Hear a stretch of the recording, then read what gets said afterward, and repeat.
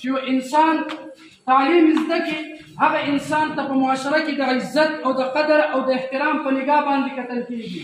او کم یو انسان چې جاهل انپړ وي هغه عادتونه د جانورانو د درندګي وي.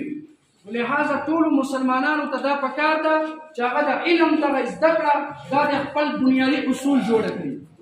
رب العالمین چې کله آدم علیه السلام پیدا کړو د ټولو نه اول فضیلت چې آدم علیه السلام ته په فرشتو باندې ورکوي هغه د علم په ذریعه باندې ورکوي. نو موږ او تاسو ته پکار ده چې دغه علم دا به موږ حاصلو د قدر او د احترام په نظر باندې. او د دې ټولو مقصد انسانیت ده. کله هم د انسان په زړه کې انسانیت پیدا شي دې ټولو مسلمانانو ته داسې ګوري لکه د خپل رور په شان وي.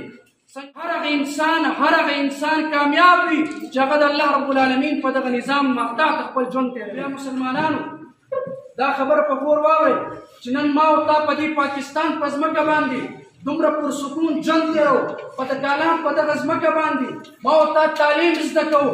یقینا دا ملک کې دغه ازادي او د تعلیم زده کول دا دومره په اسانه باندې ما او تا ته نه ده میلاو شوی بلکې د پاکستان په بنیادونو کې د هغه مسلمانانو وینې توی شوي دي.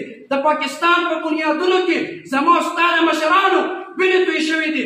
هغې دغه بدن ټوکړې ټوکړې شوي محترمو د پاکستان د ازادي دپاره.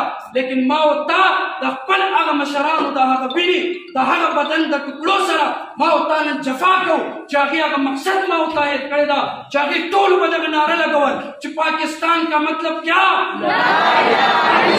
مطلب کیا پاکستان مطلب لا اله الا الله شي که د پاکستان مطلب اسلامي بیرغ شي زما او ستا دغه مقصد دا به هم د اسلامي تعلیمات په دغه دنیا کې نافذول دا به زما او ستا بنیادي مقصد وي.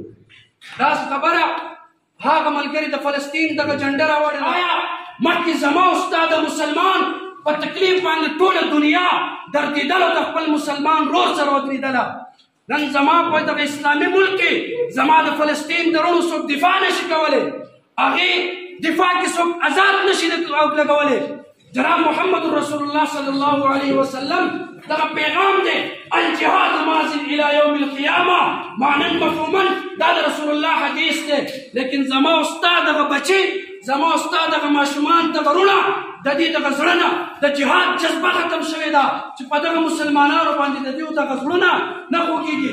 زمونږ د تعلیم دغه مقصد دا د انسانیت بچاو ده او په دې زمانه کې انسانیت بچاو دا ده چې ما او تا د فلسطین د غرونو دپاره اواز بلند کړي انشاءالله.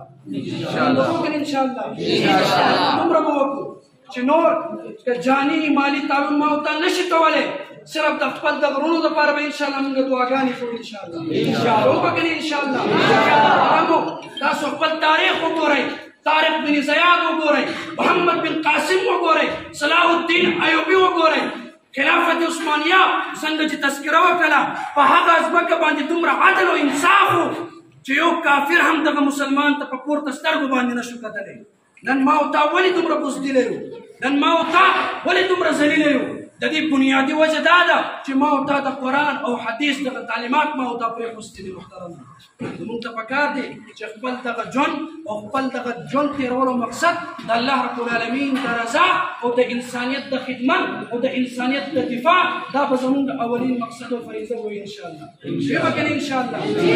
بیا د ټولو ماشومانو ته پیغام دی چې کله هم تاسو کور کې خپل مور او پلار څومره ادب او احترام کوئ دومره ادب او احترام تاسو د خپل اساتذه کرامو وکړئ بلکې هغې نه زیات وکړئ. ستا مور او پلار نه زیات ستا تربیت کوونکي هغه ستا اساتذه کرام دی.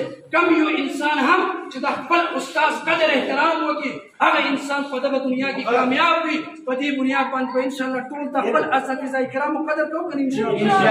د استادانو مخې ته به تیزې خبرې نه کوو د استادانو مخې ته به بد الفاظ نه استعمالو. الله رب العالمین دې موږ ټولو مسلمانانو ته